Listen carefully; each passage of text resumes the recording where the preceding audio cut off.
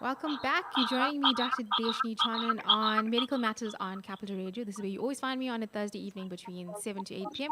We are going to apologize for a little bit of our technical delay, and that's why we're a little bit late. So it's just gone 19:08. This evening, we bring you current information about medical questions that you, the listeners, have been wanting to know about. And that's what the show is about. So, when last did you have your blood pressure checked? When blood pressure exceeds a certain threshold, we call it high blood pressure or hypertension, as we call it in the medical profession. It is a major risk factor to things like heart disease, strokes, kidney disease, and even eye diseases. Approximately 1 in 10 adults older than 25 have a hypertension, and around 50% of these patients are completely unaware of their condition. So, in light of this, the month of May is designated as May Measurement Month. And since this initiative began in 2017, around 4.2 million plus people have had their blood pressure measured. 100 plus countries have taken part in the initiative, and almost 1 million plus people have been identified with either untreated or inadequately treated hypertension. In support of this initiative and World Hypertension Day, which is actually on the 17th of May, we invited our specialist physician, Dr. Rajan Murli, to give us further insight on this condition and answer any questions that you may have. Dr. Murli is an incredible specialist physician who has had a long, illustrious career practicing in KZN. He has been a long-standing lecturer in medicine at the UKZN Medical School, and he boasts many accolades, one of which is being an executive member of the South African Hypertension Society. So we actually couldn't think of a better specialist to be able to help us understand the condition better. So Dr. Murli, thank you so much for giving us your time and for being here this evening. Thank you. To your listeners, I'm sorry that we can't connect up with video. There was a technical problem, but I'll do my best to make up. No, that's fine. Thank you. But we have these all the time, so listeners do understand. But thank you very much. I know how busy you have been, so we greatly appreciate you taking the time out this evening. Thank you. So guys, remember that you can always get a hold of us on our WhatsApp line 06542111380. We are streaming live on our Capital Radio Facebook page.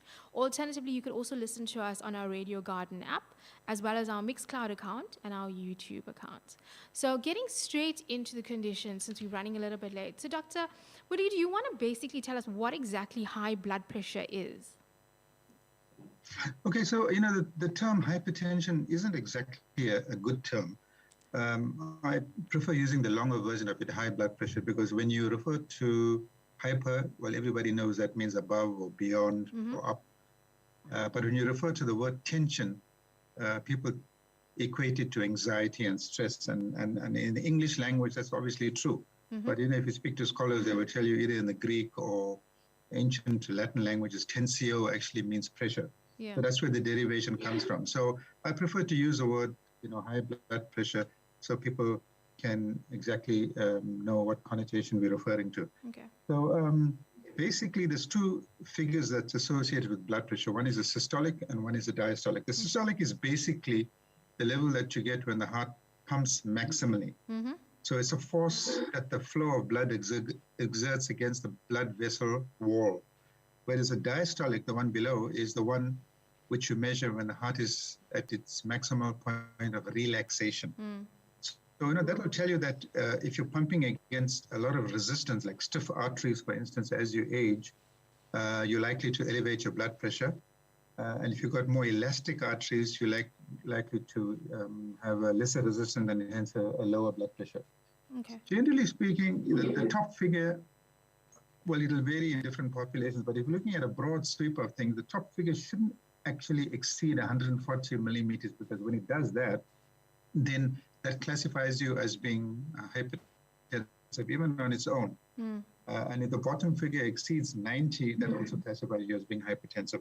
There are certain select group of populations which obviously figures differ. Pregnant women, children, for instance, the figures may be lower. But for a broad sweep, if you're talking about general adult population, it's 140 over 90. And I think that simplifies things for people and for primary care practitioners.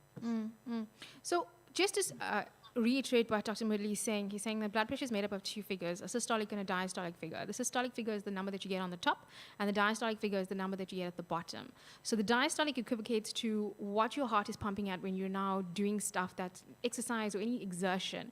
The bottom figure is what your heart is pumping at rest, and that's your diastolic figure. Ideally, we would like to keep people below 140 over 90. Gives you a baseline as to what you're expecting. So one of the questions I'm commonly asked in practice is, with age, so should I be expected as I get older that my blood pressure is definitely going to get higher? So for me, if I am in an elderly age group, is 140 over 90 fine? So yeah, that's a very good question. So many of us who were in medical school years ago, the ancient ones like myself, were taught that you can equate 100 plus age to systolic. So if somebody was 70 years of age, 170 would be fine. But we now know for the last 2 decades or so that to be entirely untrue. Okay. So the figure of, so it's not true. Of course, your blood pressure does rise with age because of stiffening of the arteries. That's somewhat true. Blood pressure is different in children and adults. But in general, if you look at it, you should, if you can tolerate it, you should actually aim for a blood pressure of 140. And I think that's the most important thing. As one grows older, forget about the bottom figure. The top figure is extremely important because that's where all the data comes from with respect to stroke, with respect to coronary artery disease, cardiac failure, etc., whatever you want to call it in terms of major morbidity or major disease. The term comorbidity has become common parlance now amongst the general population. By that we mean, diseases in medicine. So the systolic blood pressure, put it this way, is important for morbidity or disease. Forget about the diastolic so much. If you aim for a proper systolic, you will eventually, get your diastolic right. Okay. So in our practice, how common is hypertension or high blood pressure? Yeah, also a good question. So if you look at, say, around 2015, there were only about, in 1975, there was only about, according to the World Health Organization, about 600 million people around the world that had hypertension. But if you look at fast forward to 2015, which is barely, say, 35 or just under 4 decades later, there's 1.3 billion people that's estimated to have hypertension. So there's a lot of factors for this. Obviously, people live longer, and so obviously, that will factor in with age. But more importantly, diets or food preparations with high salt and sort of acclimatization to metropolitan cities, metropolitan style of living, and the foods that come with it and the stressors that come with it has got a large deal to do with this increasing prevalence of hypertension. So yeah, I think the salt is extremely important, and the acculturation to the Western type of lifestyle, which includes alcohol and commuting long distances and work-related stresses now, got a big factor in rising up the prevalence. If you look at certain populations, it might be anything between say 5 to 10% in the rural populations, but if you come to urban cities, it can go anything right up to about 20 to 25%. So, and certain population groups have a higher prevalence. So it's known that the population that has obesity and diabetes will have a higher prevalence of hypertension.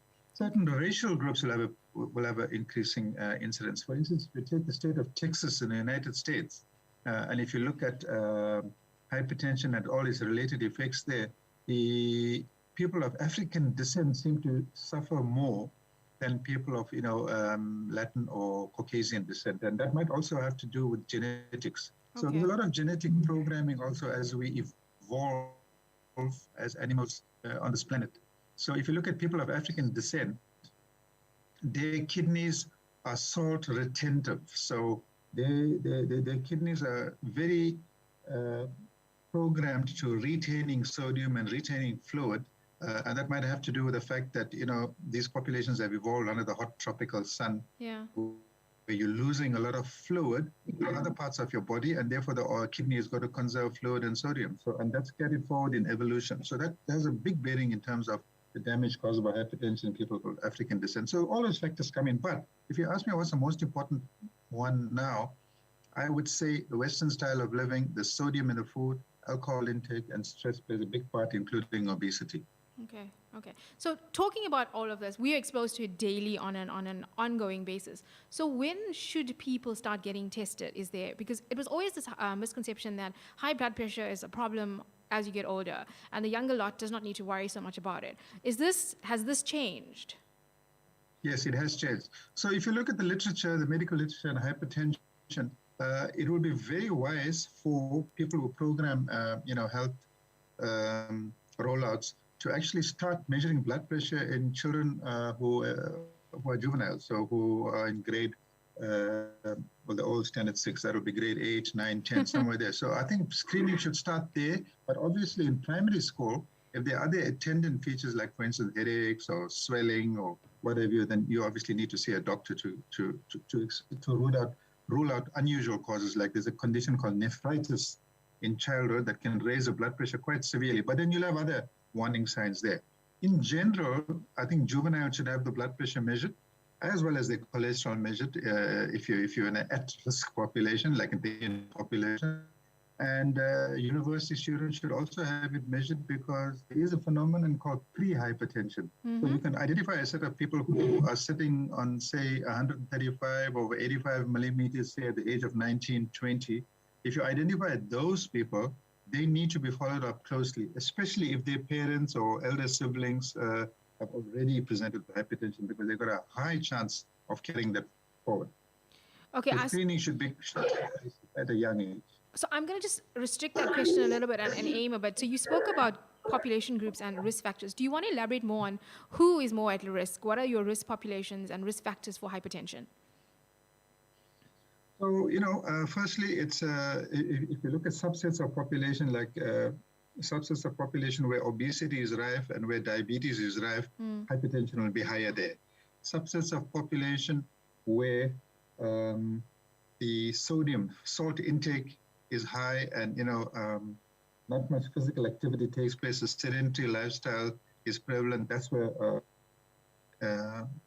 blood pressure will be prevalent. In general, people who are living in metropolitan areas, cities, etc., will tend to have higher blood pressures as opposed to people who are living in the deeper rural areas or exposed to a sort of a less stressful life with a sort of higher potassium in the diets, the higher fiber in the diets, lesser commuting, lesser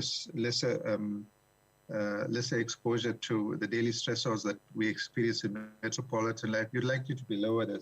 So if you're looking at risk factors, a family history is very important. If you already got a family history of hypertension, you should be screened early. Okay. If you are obese, you should be screened early.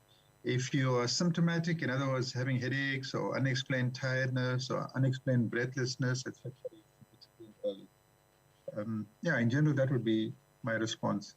Okay. So early being as soon as you start feeling like you have any of these symptoms, then we should go to your doctor to have your blood pressure checked. Well, there's a caveat to that. The other connotation of what I said is that hypertension is a largely asymptomatic disease. Yes, that's why I'm asking. Its other name is a silent killer. So a large proportion of patients don't have any symptoms at all. Yeah. So headaches, lassitude, tiredness, fatigue, visual disturbances, shortness of breath, etc. Unfortunately, when these occur, it may actually be too late. Normally your blood pressure there's grades of hypertension. Normally it's beyond grade 1, usually in grade 2, grade 3. Yeah. So that's why screening is so important, because a large proportion of patients don't have symptoms. Yeah. So why Dr. Murali is talking about different grading is that we have 3 different categories, and management changes based on these categories. So if you come in early and you screened early and you put in the grade 1 category, you can actually get away with maybe trying at least 1 to 3 months of dietary and like lifestyle changes to see if that makes a difference.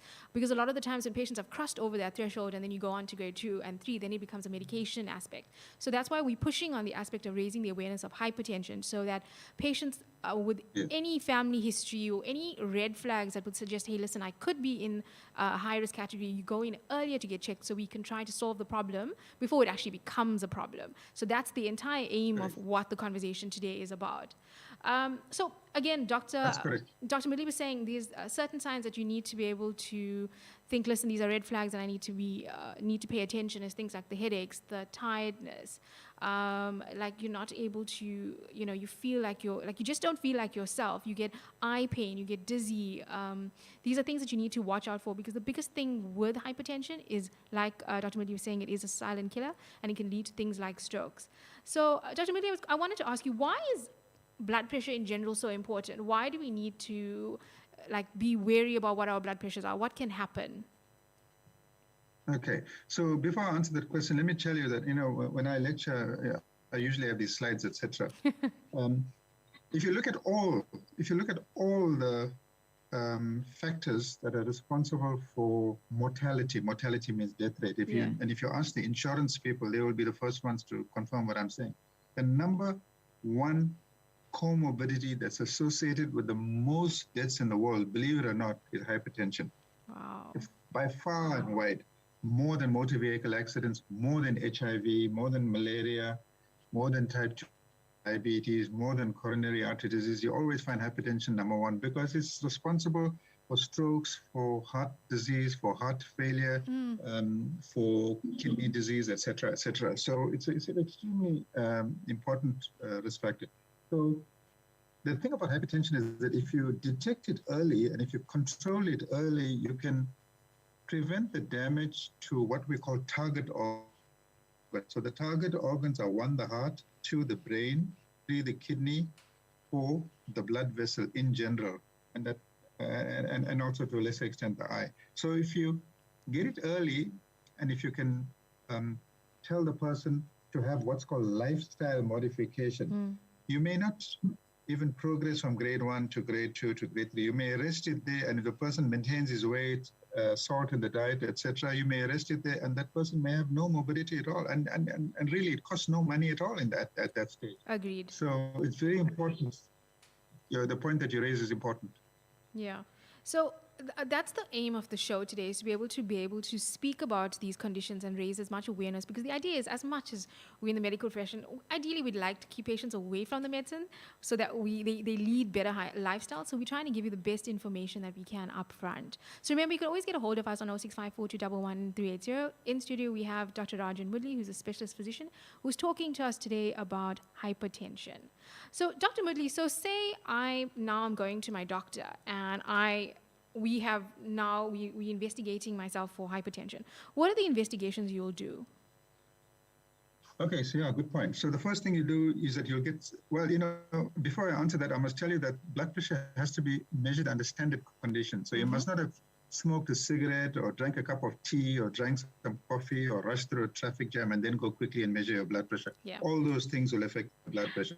Constrictive clothing around the arm, like a tight blouse that Indian women wear with saris, is big no-no, because that can constrict the arteries and raise the blood pressure, etc., etc. So you're going to be under resting conditions.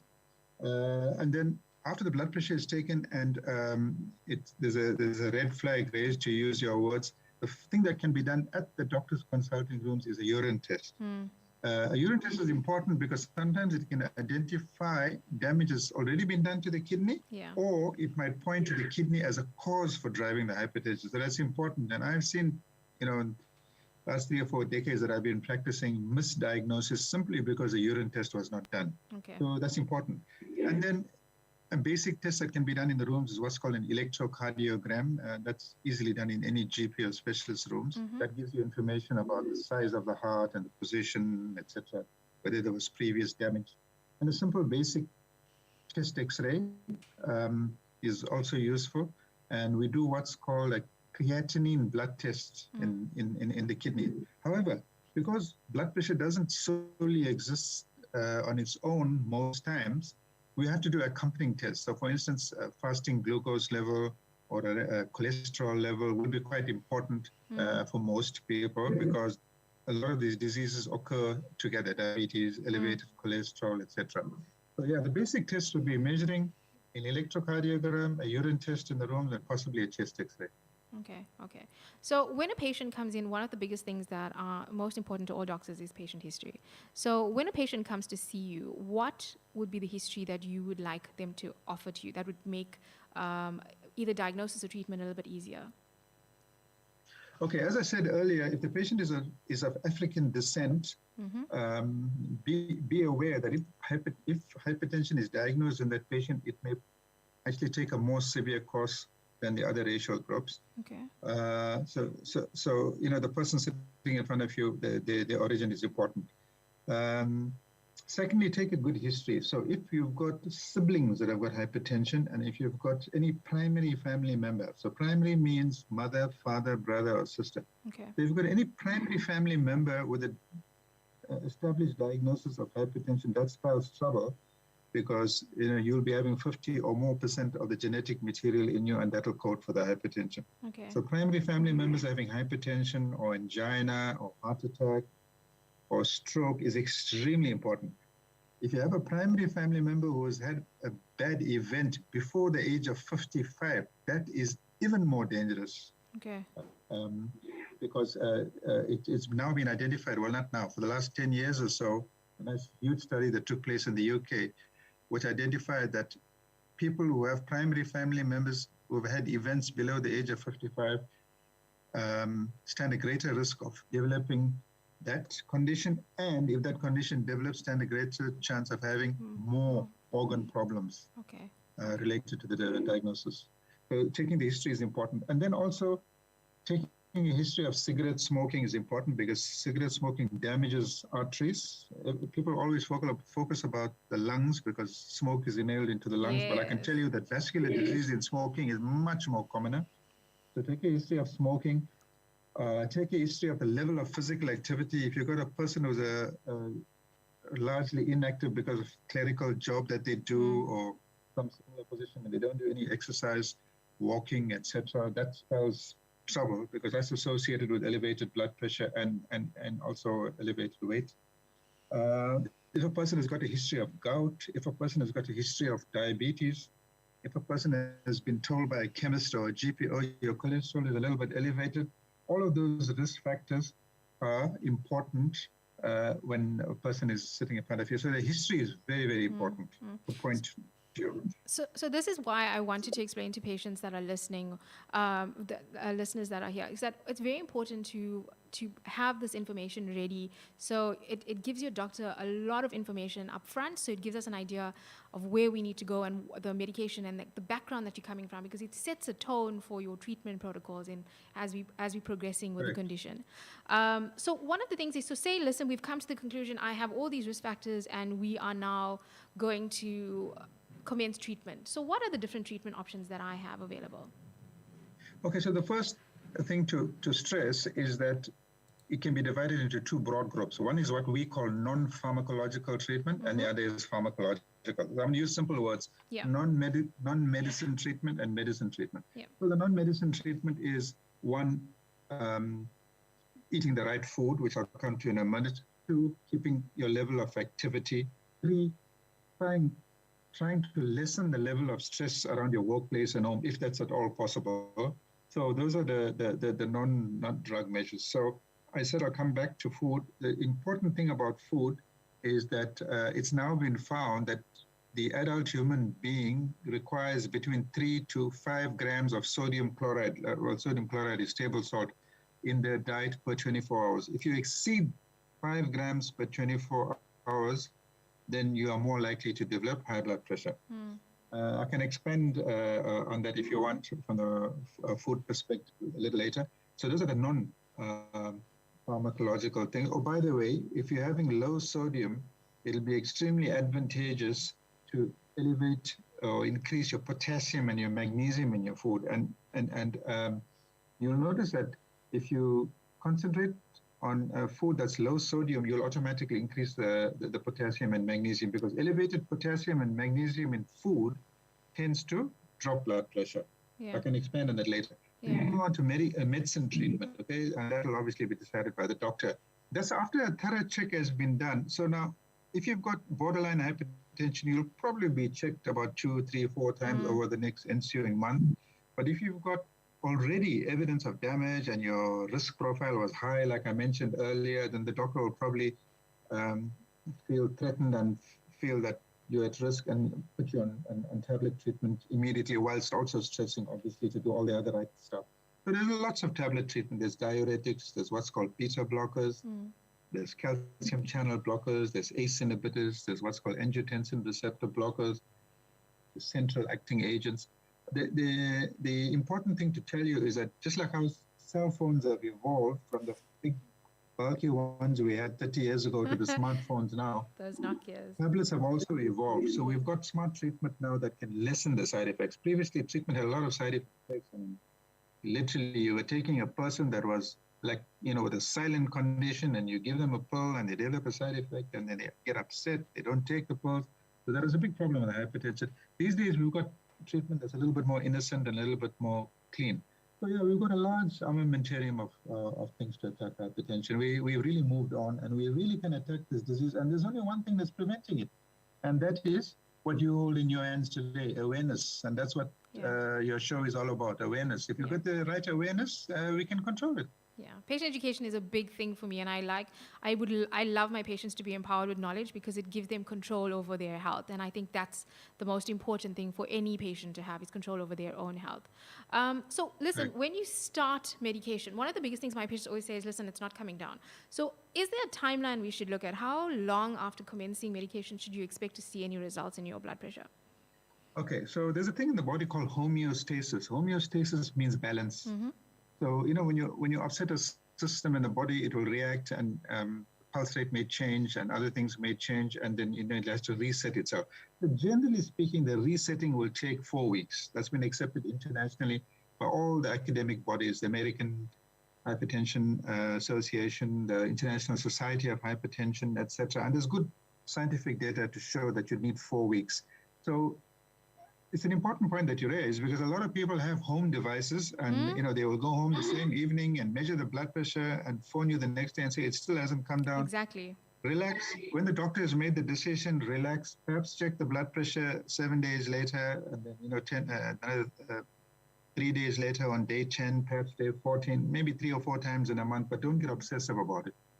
Also, because getting obsessive about it will cause you to have what's called a sympathetic reaction, overactivity, we call it, and that elevates blood pressure. Yeah, it's very important that you mentioned it, because also, like patients, you said many patients have their own self-examining devices at home and are very anxious about it. So remember, you did also mention it, that you have to check your blood pressure at optimum time. So you can't have done it when you've had a run, or you're stressed out, you've had a coffee, or you've had a cigarette, and blood pressure does fluctuate throughout the day. So it's always a nice idea. If you are new to it and you are starting your medication, I always advise patients to keep a diary when you are taking your blood pressure, so it gives me a trend idea when you do come to see me 4 weeks later. So I know, listen, this is what's been happening, and whether it's getting better or getting worse. So it's always nice to keep a diary of your blood pressure when you are checking it, because it gives your doctor a lot of advice. Because remember, when you're seeing them, you're only seeing them for a short duration of time, but your diary gives us a whole background that we are not privy to initially.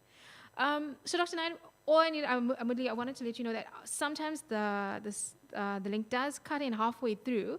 So guys, we have about 4 minutes left until we take a bit of a break. So what's going to happen is Dr. Mudli has graciously provided us with our playlist for this evening.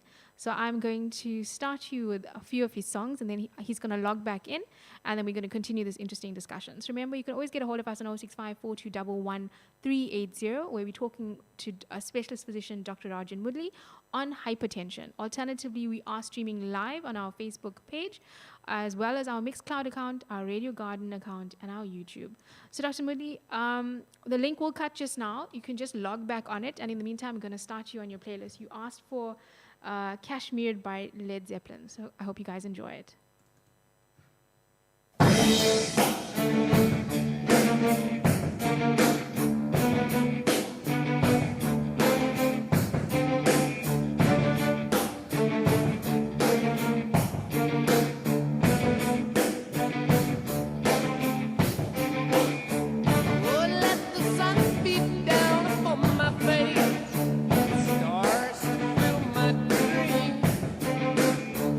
I'm a traveler of all time and space.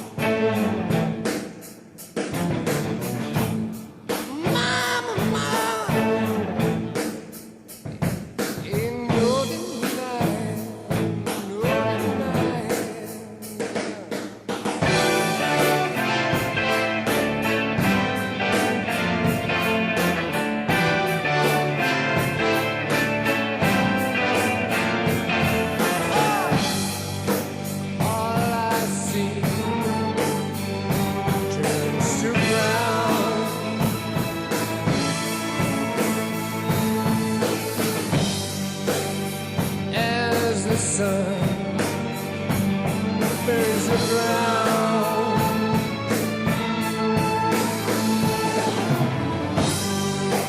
And my eyes fill with sand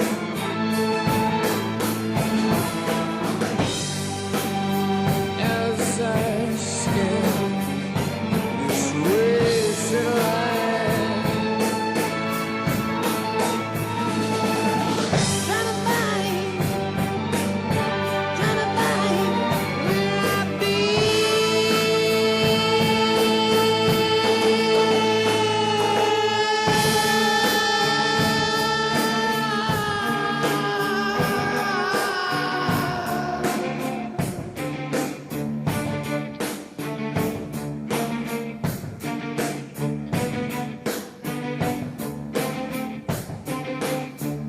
Oh, my love, the storm leaves no trace, like thoughts inside a dream. He's the map that led me to that place, the yellow desert screen. My Shangri-La beneath the summer moon, I will return again. And the dust that floats high into when we're moving through Kashmir.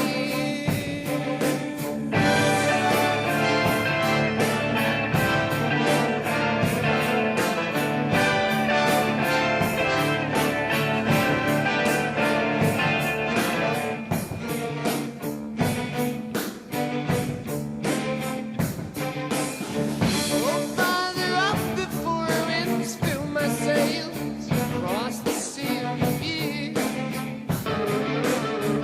With no provision but an open face, Lord, the straits of fear. Whoa, whoa.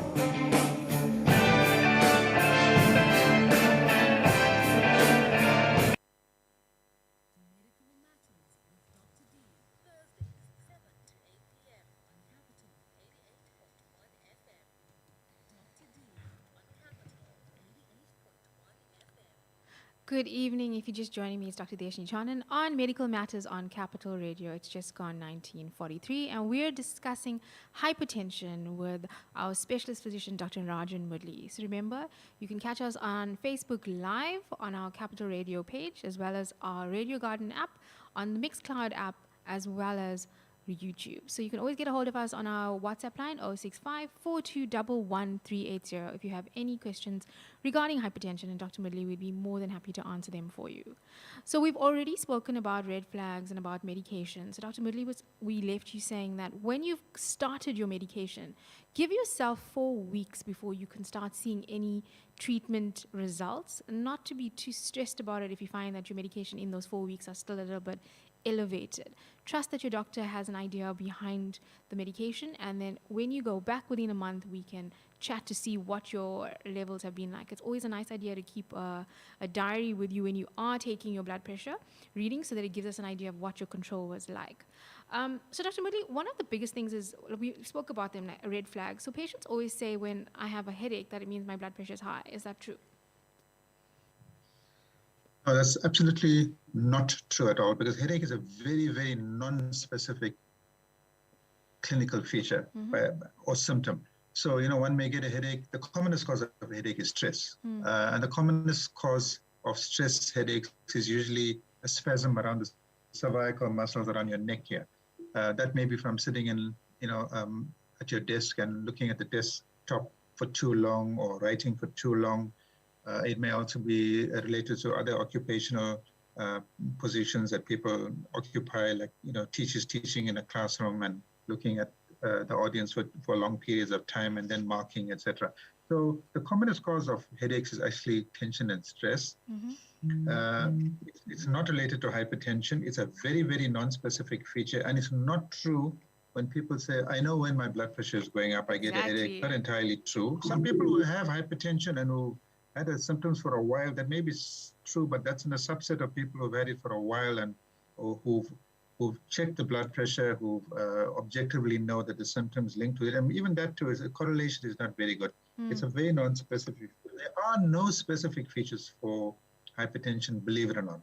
Okay. No specific features. So it may range from having a headache. It may range from being generally having a sense of unease where you can't even begin to describe it in English words. You don't have a fever. You're not breathless, but you just feel uneasy. It may be a sensation of pulsations going down the neck, as you can see me marking there with my pen. That's where the carotid arteries run, and they have tributaries there. So if your systolic blood pressure is very high, and if it's thudding at, say, 190, 200 millimeters of mercury, then you can get almost like a nodding sensation in your head. A very sinister sign is when you start getting fatigue on just doing simple chores. So for instance, a housewife who's able to sweep 4 bedrooms in a house easily and who now cannot sweep it or cannot do a similar chore in the absence of any other features, that might be, and if hypertension is the only problem, that might mean that the heart is undergoing strain at a very, very early stage before getting into heart failure. So that might be a very, very sinister and bad sign.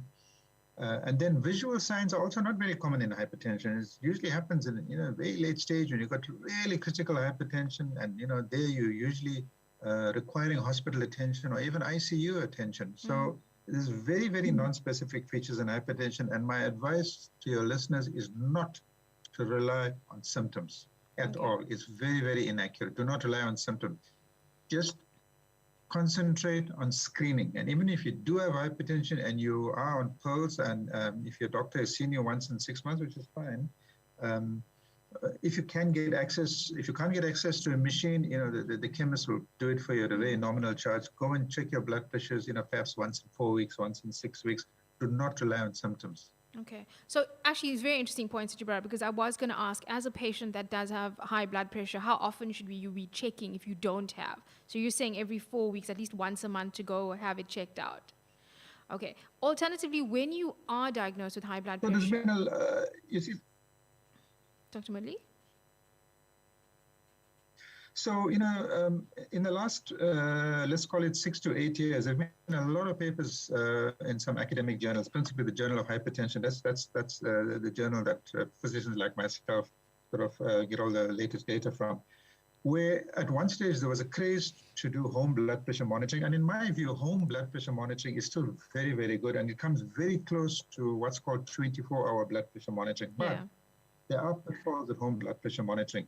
It depends on the person's personality. You can get people that are very obsessive and want to do it 3 or 4 times a day and may do it not under resting conditions. So they get this, what we call lability or sort of variations in the blood pressure. And the moment the blood pressure exceeds 20 millimeters on the top or 10 millimeters on the bottom, they get overtly worried and, they want to rush to the doctors, etc. So for a while it was favored that everybody get a BP machine, then the International Society of Hypertension decided to put out a paper to say that home blood pressure monitoring may not actually be advisable in all sets of patients. So they caution against it, and they say that if you have home blood pressure monitoring, you should actually do it perhaps 2 or 3 times a week. Like a good example would be, I'm just saying this nominally, on a Monday, say at 10 o'clock, if you've got the time, on a Wednesday, say after dinner, and perhaps on a Saturday after lunch. That's just an example. So you've got 3 different times in the day, and you're doing it under resting conditions. You choose a time when you can rest and do it. And you're varying the times in the diurnal cycle, morning, midday, afternoon. That's much better than sitting and doing it 6, 7 times a day and feeding your brain with what's called a sympathetic response, because that's going to drive your blood pressure up. Okay. That's very important, because a lot of patients do come back to you a bit frantic saying, look, it's not working. And this is my reading. And then you go back and you ask these questions. So don't panic. There is a way forward. So these are all the little tips and tricks that we're telling you that you need to be able to be aware of to do at home. And the other tip is that the wrist monitors are outlawed. We at the Hypertension Society specifically also together with the Stroke Society, I've even put out, advice to say that the wrist monitors are very, very unreliable and should not be used to measure blood pressure because they're really not geared towards giving you a good scientific clinical reading which you can act upon. So if you've got a wrist monitor, do away with it. Just invest a little bit more to get a monitor in the arm, where I've got my arm here, because that's much more reliable. Okay, 2 questions my patients have always asked me is, 1, does it make a difference which arm I check the blood pressure on? So no, it doesn't. Generally, there's a slight variation in blood pressure in human beings. So it can vary up to about 10 millimeters from one arm to the other.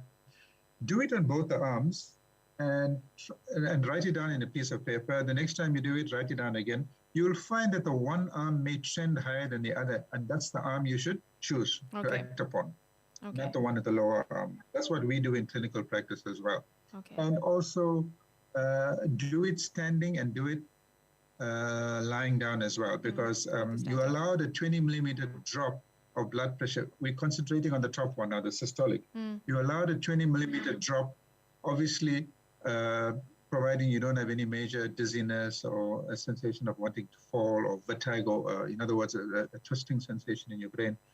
So you're allowed up to that point. But generally speaking, most adult people will have a very small drop, 5-6 millimeters. And the correct way to do it is that you do it lying, and then you stand and you wait for a full minute, and then you do it in the standing position. You don't do it immediately. Okay. When you're lying, you make certain that the blood pressure monitor is at the level of your chest here, where my hand is, your heart. And when you're standing, also just make certain that you got it on a desktop or a tabletop, and it's ready to be positioned to measure. Okay. So for those of us that do have our BP monitors at home, how often should you change or get new machines? Because those things also need to be calibrated. They sometimes might not have the proper reading over years. So ideally, should you keep it for 5 years? When should you think about changing? Yeah, that's a very good question. So the South African Hypertension Society, if your listeners will want to Google this, they've got a section there on calibration of machines. And, a few of us in the executive committee set this up. We recommended makes of machines you could buy, and we recommended centers where you could contact people to do the calibration of the machines. So, you're not doing research at home, so you don't need entirely accurate machines like I would have in my practice where we do hypertension research. So, if you firstly choose a reliable make, you could easily go, if you're doing it the frequency I'm telling you, you could easily go for at least 2 or 3 years without having any concerns. At the 3-year mark, I think it'll be wise to take it into your local chemist to check your machine against a standard machine that's been checked in the chemist. And if that measures up to that standard machine fairly well, then the machine doesn't need to go for any change. If it doesn't, then and the variation is great, then those centers and the hypertension website will guide you into making a telephone call and getting hold of one of those technicians. There are 3 or 4 sites that we've set up in that website. Okay, that's actually very helpful because a lot of my patients have hypertension website. Yeah. Okay, so a lot of our patients have them for many years, and they our calibrations vary because when we test them, it's a different one from when they come and give you their readings as well. So it's very important to, like Dr. Mudli is saying, to make sure your machines are checked regularly after maybe at least 3 to 4 years to make sure that they're working adequately. There's no point in having a machine that's giving you the wrong readings. So for those of you that are joining us, we are talking to specialist physician Dr. Rajan Mudli, and we're discussing hypertension. Remember, you can always get a hold of us on 065-4211-380.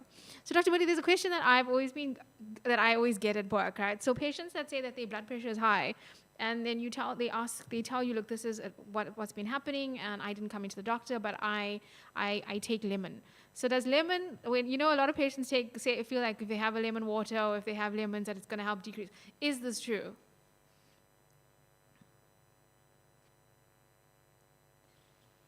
Dr. Mudli? No, it's not entirely true. In any citrus fruit, you will get your what's called lycopenes, your resveratrol, your antioxidants, etc. These are all beneficial chemicals. They're actually quite good for the physiology of the blood vessel wall. They might have potassium and magnesium, which, as I said earlier, brings down blood pressure. In general, if you're drinking lemon water, go on, drink it if it's not giving you any side effects. Of course, some people can't tolerate it. I would encourage you to do it because I would much prefer you doing that rather than having Coca-Cola or Fanta or one of those other things. So please go ahead and do it because it's got beneficial chemicals. It's not going to directly bring down your blood pressure by whatever 5-10 points if you drink a glass in the morning. It's not going to. It's going to improve your potassium levels, your magnesium levels, your antioxidant levels over a long period of time. And hypertension is a disease that you're going to live with a long time. And if you form a steady habit, what I would call consistency or sustainability, in the long run, it will stand you in good stead. So, people tell me in my practice, doctor, I take turmeric or lemon water or what's called apple cider vinegar, various extracts. And I encourage them to go ahead and do so because to me, they've got no bad chemicals. However, some people come and tell me, I'm taking this extract, and I look at the container, and they've got 20 different plant extracts there with undetermined amount of sodium. I can't vouch for that because that hasn't been clinically tested. Yeah. Okay. But from epidemiological and dietary, in other words, food studies, we know that populations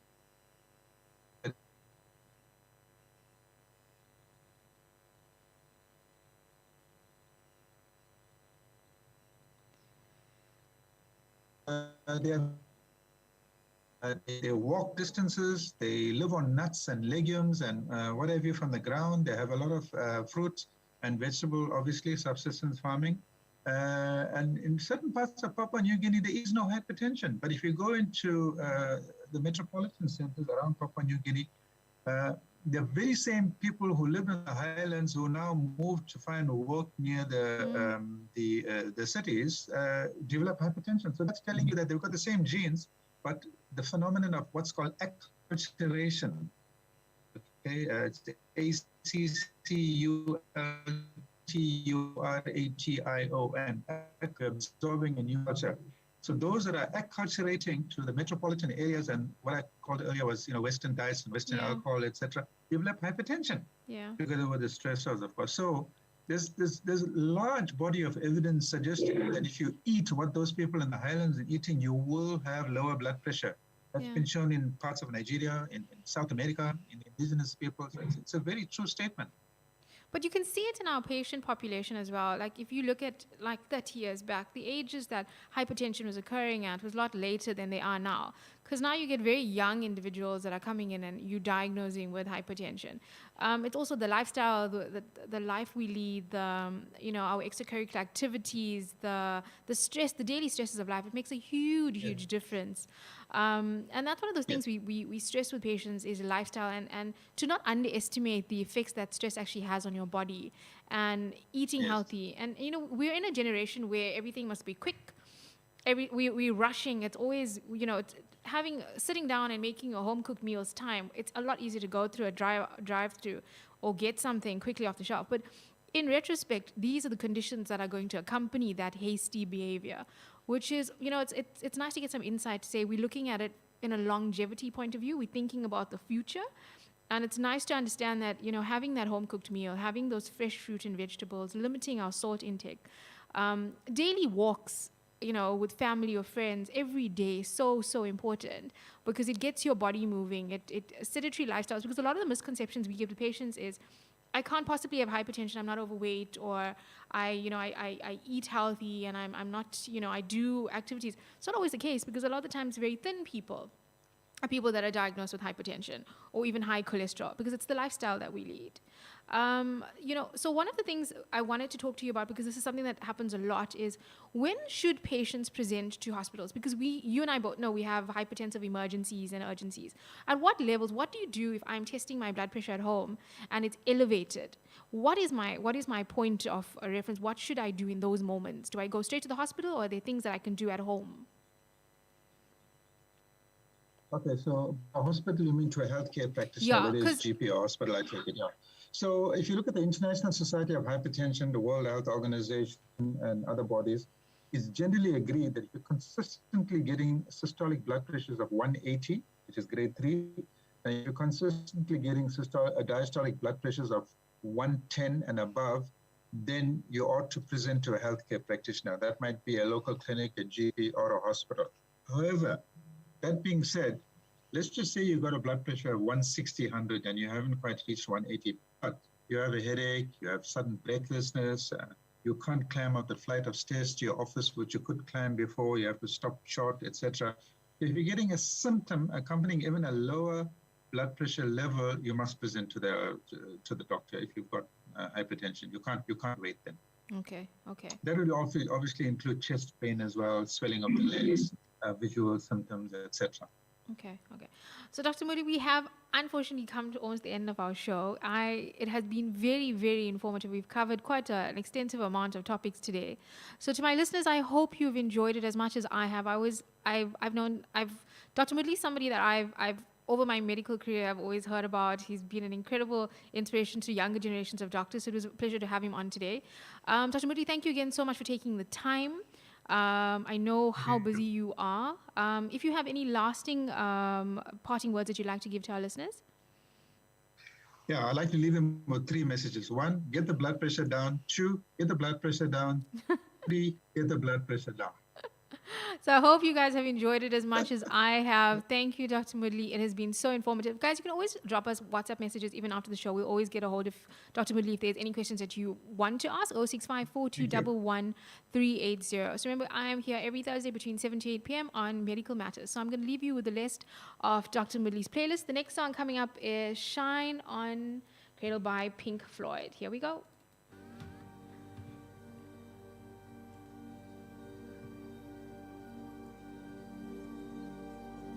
Thank you.